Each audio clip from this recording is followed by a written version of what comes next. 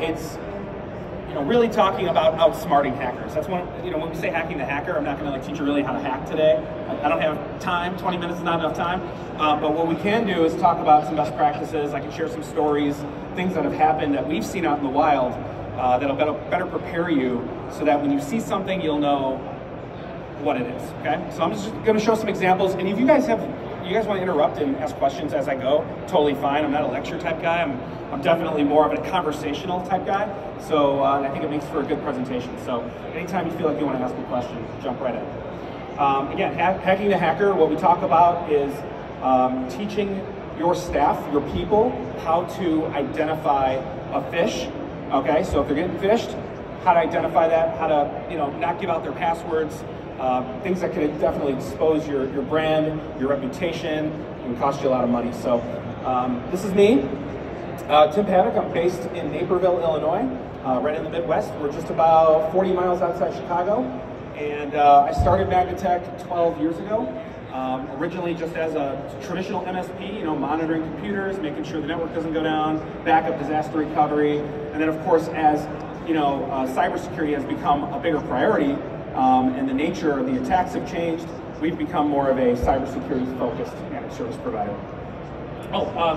The other thing, LinkedIn, great place to connect with me. I'm the only Tim Paddock out there, so easy to find. So just go ahead and search that and hit me up. It's always more fun when somebody sends you a message like on LinkedIn versus email. Like emails, I get so many emails, and it's always people trying to sell to me, and I'm like, okay, But if somebody sends me a LinkedIn message, it's like, oh, cool.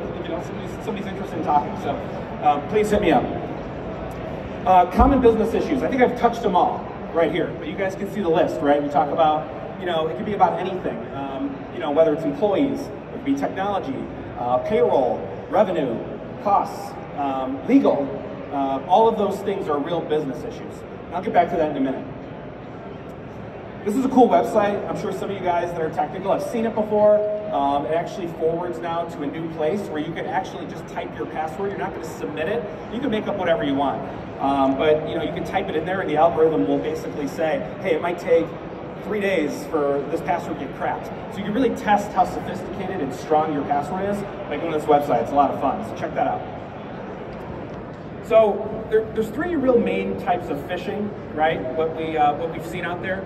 Obviously, mass scale phishing. So we'll get things that go right to our info@magnitech.com distribution list that comes right into the company, and that's usually where people will email solicitations or whatever, but oftentimes they'll just throw something out there and hope for the best. They'll send an email.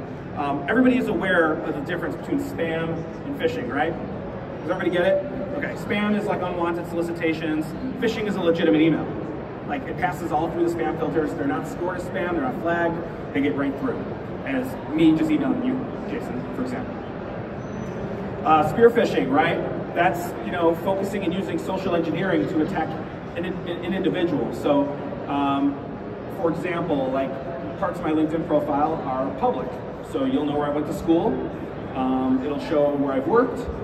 My resume is basically there. Articles I've written.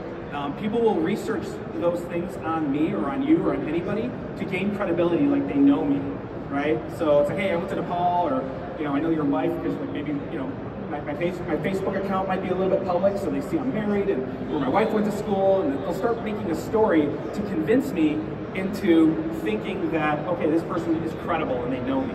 So I'm going to trust them and I'm going to give them information. And once I do that, they're going to turn around and manipulate that into trying to get me to give them more, right? It just becomes a game. Whaling, of course, is going after the big cheese, right? So, at that point, if you can get, CEO or the CFO to maybe send W-2s, for example, right? CFO to CEO type email, hey, or CEO to CFO email, hey, can you send me all the W-2s for the whole company? When in fact, it's not the CEO. So we'll talk about stuff like that. I'm going to just show you some examples right now, just to point out some obvious clues of when an email is BS. Like in this case, and I know it's hard to see, so I can give you copies of the deck if you guys want to see it, but basically what ends up happening is when you look at these examples, oftentimes they're going to come from like do not reply type emails.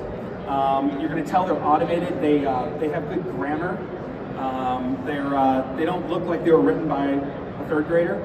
And also, you're going to see the domain, isn't wellsfargo.com in this example, but it's wellsfargoalerts.com. It's not what they email out of.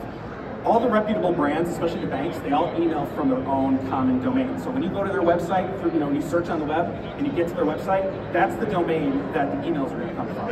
Okay? Of course, if I zoom in on this and I hover my mouse over the links, usually get a little pop-up box that will indicate where it's going. So you can totally see at this point, it's going to a bunch of gibberish. That's usually a bad sign, right? When you see stuff like that, it's not usually a good link. Or you end up seeing one like this, right? We just got this recently because we just did a campaign, a phish campaign to our own people. So we test our own people on phishing to see if they're opening the emails. Not everybody at Magnitech is technical, right? We have a lot of non-technical people as well, like in finance, marketing, sales, account management, the list goes on. But we will test everybody. As you can see, it's not coming from Microsoft's domain at all, right? But it looks like it is. And if you're not really paying attention, you may end up saying, hey, wait a minute, that wasn't me. My password is going to expire in 0 days. So I better get in there and update it or do what I have to do, so I don't want to be locked out of my email tomorrow. So sense of urgency, right? Hackers will oftentimes prey on your emotions, right? They'll tug at you, they'll get you to respond quickly, like, hey, you owe us $100,000, here's the invoice. Something random, you don't owe $100,000, but you're gonna probably look into it, like, whoa, did something happen? Did somebody open an account under my name, whatever? Next thing you know, start clicking on stuff, you try to log in, boom, there goes your password, right? So you just have to watch out for those types of things. Of course, when you end up, it's obviously gonna put in all caps, do not ignore, right? Again, to try to stimulate you into acting quickly. So you end up clicking on it, right? You end up getting to a convincing login page. Now, Microsoft's interface has changed, right? It doesn't maybe look exactly like this. This slide is probably about 6 months old or a lot older, but you can see that link will take you to a domain that's out of Singapore, okay? That's a red flag. You're not gonna see that. It should be Microsoft.com, right? Office.Microsoft.com or some variation of that. MicrosoftOnline.com, stuff like that. You'll see the Office 365 links. When you notice something like this, okay, red flag, let me stop, let me pump the brakes. But do they do that? No. The next thing they try to do is they try to log in, okay? Then the page will break. It'll just break, it won't go through, and next thing you know, your credentials are on sale on the dark web.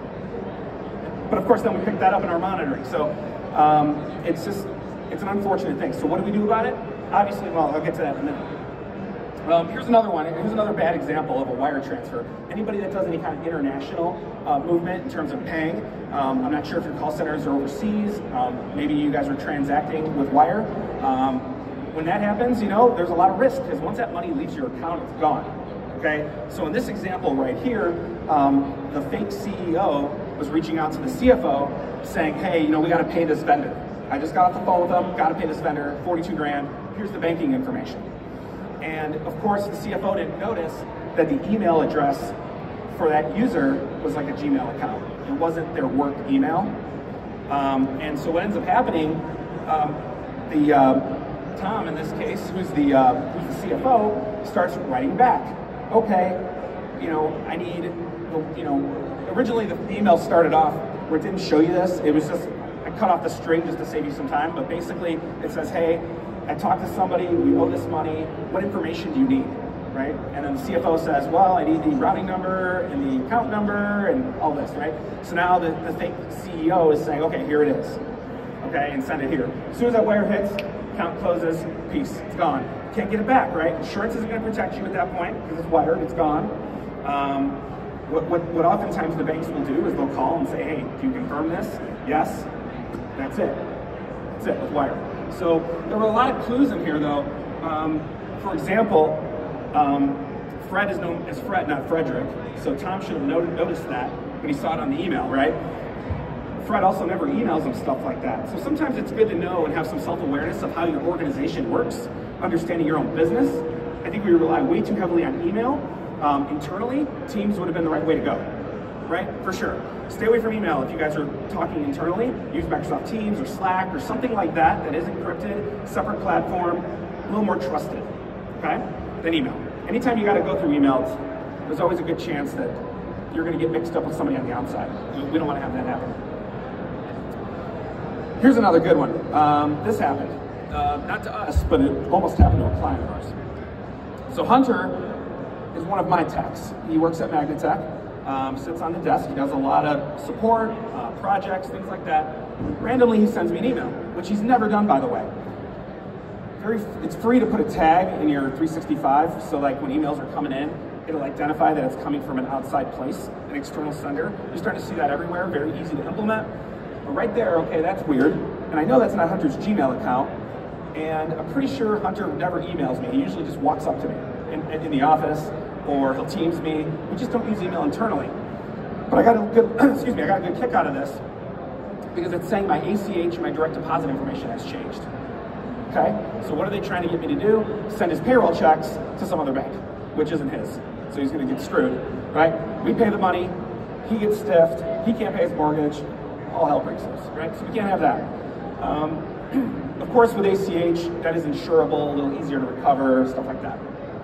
But we had this happen to a client of ours where they did not have MFA. We're going to talk about that in a minute, multi-factor authentication. Client didn't want to implement it, let's say, which is, believe it or not, true sometimes. They don't always want to implement it because it's an inconvenience. Now everybody has to do it. Back then, it was kind of optional. Microsoft has put the kibosh on that. They're really trying to force it now. So I got a call from a client of mine who said, hey, you know, one of our sales guys hasn't gotten paid in a month. And this was like a Wednesday night, 9 o'clock at night. I'm like, okay, what's up with that? So he's like, I think someone might be in his email or something's going on. So I log in to this sales rep's email and I find a bunch of rules, Outlook rules, okay? So this person ended up giving out his password a long time ago, by the way. This didn't happen overnight. It wasn't like yesterday and then today, like something happened. There was an incident where he got a weird email, clicked on it, entered his password, didn't work, and he was like, he moved on, right? He moved on to the next thing. He just wasn't gonna try to figure it out. He lost interest. But what ended up happening is somebody got into his mailbox legitimately, started emailing the office manager about changing his payroll, okay? The rules, the way that worked, was upon sent items to this person, delete permanently, like shift delete, not even in the deleted items, like get rid of the email. So when he was looking into sent items, he saw no paper trail of him emailing anybody, okay? So those emails were gone. On the way back, excuse me, losing my voice a little bit. On the way back,